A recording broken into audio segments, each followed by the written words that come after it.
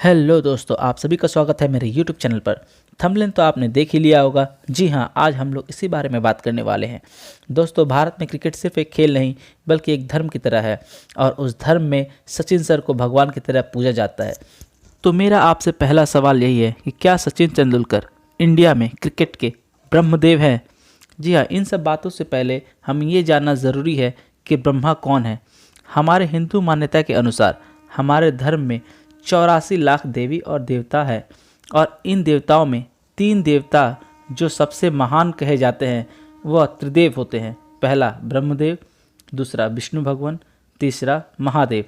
भगवान ब्रह्मा सृष्टि के रचयिता है। ठीक उसी तरह सचिन सर ने भी हमारे पूरे इंडिया में क्रिकेट का क्रेज़ बना के रखा। कोई भी खिलाड़ी जिसने अपने क्रिकेट करियर की शुरुआत की हो सचिन सर को ही फॉलो करता है। यहाँ तक कि हमने MSD यानी महेंद्र सिंह धोनी की मूवी में भी देखा है कि महेंद्र सिंह धोनी ने अपने भगवान के स्थान पर सचिन सर का फ़ोटो लगा के रखा था। तो अब सवाल ये आता है कि सचिन सर भगवान क्यों हैं? तो दोस्तों, आगे मैं आपको बताना चाहता हूँ कि सचिन सर ही वो क्रिकेटर हैं जिन्होंने इंडियन क्रिकेट को वो ऊंचाई दिलाई और क्रिकेट को हर एक घर घर तक पहुंचा दिया। एक टाइम तो ऐसा था कि सचिन सर के आउट होने के बाद लोग अपनी टीवी बंद कर देते थे और अगर रिकॉर्ड्स की बात करें तो सचिन सर के आसपास भी कोई नहीं भटक सकता। सबसे ज़्यादा रन, सबसे ज़्यादा सेंचुरीज और बाउंड्रीज, हर चीज़ में सचिन सर सबसे आगे थे। आपको एक ताज्जुब की बात बताऊं, एक बार सचिन सर की तारीफ में एक ऑस्ट्रेलियन क्रिकेटर ने यहाँ तक कह दिया कि अगर आपको कोई भी अपराध करना हो तो जब सचिन बैटिंग कर रहे हों तभी कीजिए, क्योंकि उस वक्त खुद भगवान भी उनकी बैटिंग देखने के लिए बिजी रहते हैं। सचिन सर को भारत रत्न और राजीव गांधी रत्न दोनों से ही सम्मानित किया जा चुका है। सचिन एक अच्छे खिलाड़ी के साथ साथ एक बहुत ही अच्छे व्यक्ति भी हैं। उनकी तारीफ में एक और बात मैं आपको बताने जा रहा हूँ। उन्होंने अपनालय नाम की एक संस्था खोल रखी है जिसमें वो हर साल 200 बच्चों की जिम्मेदारी उठाते हैं। तो आप सभी का और टाइम वेस्ट ना करते हुए आइए अब हम सचिन सर की पूरी कहानी सुनते हैं, उनके पैदा होने से लेके उनकी सफलता तक। सचिन सर का जन्म 24 अप्रैल 1973 में बॉम्बे, जिसे आज हम मुंबई के नाम से भी जानते हैं, बॉम्बे के राजापुर नाम के एक मिडिल क्लास फैमिली में हुआ था। उनके पिता का नाम रमेश तेंदुलकर है जो कि पेशे से एक राइटर और प्रोफेसर भी थे। उनकी माता का नाम रजनी तेंदुलकर जो कि एक इंश्योरेंस कंपनी में काम करती थी। सचिन सर बचपन से ही बहुत शरारती थे और उन्हें अपने बड़े भाई के साथ क्रिकेट खेलने में बड़ा मज़ा आता था। उनकी क्रिकेट को और इम्प्रूव करने के लिए उनके बड़े भाई सन 1984 में रामाकांत आचरेकर सर के पास सचिन को लेके गए।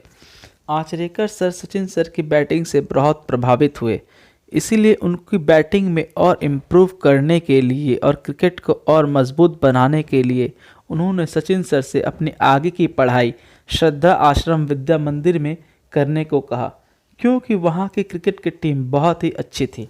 आपको ऐसे ही एक रोमांचक बात और बताऊं तो आचरेकर सर सचिन सर की बैटिंग को और इम्प्रूव कराने के लिए उनके बैटिंग के वक्त उनके स्टंप के ऊपर एक सिक्का रख देते थे और अपने तेज़ गेंदबाज या फिरकी, जिसे हम स्पिन बॉलिंग कहते हैं, उनसे कहते थे कि जो सचिन को आउट करेगा वो सिक्का उसका हो जाएगा। और अगर सचिन सर पूरे दिन बल्लेबाजी करते रहते हैं और अगर आउट नहीं होते हैं तो वो सिक्का सचिन सर का हो जाएगा। इसमें दिलचस्प बात यह है, आज भी सचिन सर के पास उसी ज़माने के 13 सिक्के अभी भी मौजूद हैं जिसे वो अपने ज़िंदगी का सबसे बड़ा इनाम मानते हैं। सचिन सर जब 14 वर्ष के हुए तब बम्बई के सब जूनियर के अवार्ड के वो प्रबल दावेदार माने जा रहे थे, मगर उन्हें वो नहीं मिला, जिससे वो काफ़ी निराश हुए। और तभी उनकी मुलाकात पूर्व भारतीय क्रिकेटर सुनील गावस्कर जी के साथ हुई। सुनील सर भी सचिन सर की बैटिंग से बहुत प्रभावित थे और सचिन सर को निराश देख के उनका मनोबल बढ़ाने के लिए सुनील गावस्कर जी ने अपने दोनों पैडों की जोड़ी जो वो खुद पहन कर खेला करते थे वह सचिन सर को दे दी। इस बात का जिक्र खुद सचिन सर ने लगभग 20 साल के बाद सुनील गावस्कर सर के 34 सेंचुरी के वर्ल्ड रिकॉर्ड को पीछे छोड़ने के बाद किया।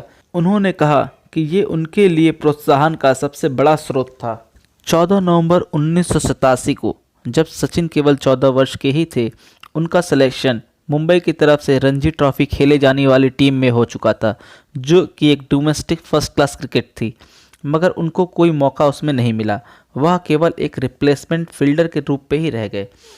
ठीक उसके एक वर्ष बाद 11 दिसंबर सन 1988 में जब सचिन 15 वर्ष और 232 दिन के हुए, तब उनको गुजरात के अगेंस्ट में खेलने का मौका मिला, जिसमें उन्होंने नाबाद सेंचुरी बनाई और वो ऐसे प्रथम भारतीय खिलाड़ी बने जिन्होंने अपने प्रथम डेब्यू मैच में ही सेंचुरी किया हो।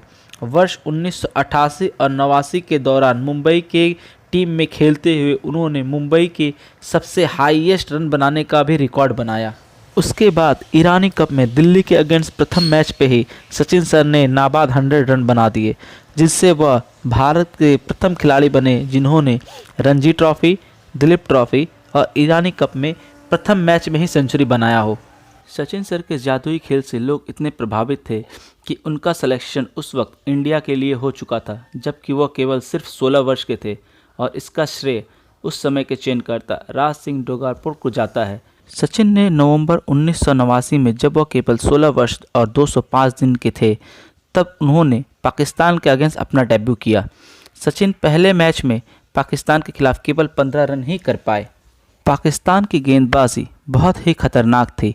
पाकिस्तान की तरफ से बॉलिंग कर रहे वसीम अकरम, वकार यूनिस, इमरान खान, अब्दुल कादिर जैसे खतरनाक गेंदबाज पाकिस्तान के पास मौजूद थे। पाकिस्तान की तरफ से डेब्यू कर रहे वकार यूनिस ने सचिन को पहले मैच में 15 रनों पर आउट किया था और दूसरे इनिंग में उन्होंने सचिन की नाक पर गेंद दे मारी थी, जिससे सचिन की नाक से बहुत खून बह रहा था। सभी खिलाड़ी एकत्रित होकर उनके पास गए और उनसे अपना इलाज करवाने के लिए मैदान से बाहर जाने के लिए कहा, मगर सचिन मैदान छोड़कर नहीं आए। उन्होंने अंपायर से कहा, मैं खेलेगा, और उसके बाद उन्होंने 54 रन की पारी खेली, जिसमें वो बॉलिंग कर रहे अब्दुल कादिर को लगातार 4 छक्के मारकर उन्होंने ये दिखा दिया कि ये 16 साल का बच्चा कुछ भी कर सकता है, और उन्होंने आज तक जो भी हासिल किया ये सारी दुनिया जानती है। सचिन सर ने अपना पहला घरेलू मैच इंग्लैंड के अगेंस्ट सन 1992 में खेला और उसके बाद ऑस्ट्रेलिया, साउथ अफ्रीका, हर एक जगह पे अपने प्रबल दावेदारी का लोहा मनवाया। मगर वनडे क्रिकेट मैच में सचिन सर को 79 मैचेस लग गए अपनी पहली सेंचुरी के लिए। एक बार सेंचुरी लगने के बाद फिर उन्होंने दोबारा पीछे मुड़कर नहीं देखा। अपने जादुई बल्लेबाजी से क्रिकेट जगत के सभी रिकॉर्ड्स को सचिन तोड़ते चले गए। सचिन सर ही एक ऐसे एकमात्र खिलाड़ी हैं जिन्होंने इंटरनेशनल क्रिकेट में 100 सेंचुरीज़ का वर्ल्ड रिकॉर्ड बनाया है। उन्होंने टेस्ट में 51 सेंचुरीज़ और वनडे में 49 सेंचुरीज़ का इंटरनेशनल रिकॉर्ड बनाया है। वे एक पहले ऐसे क्रिकेटर हैं जिन्होंने वनडे में डबल सेंचुरी मारी है। सचिन ने कुल 463 वनडे मैचेस खेले हैं।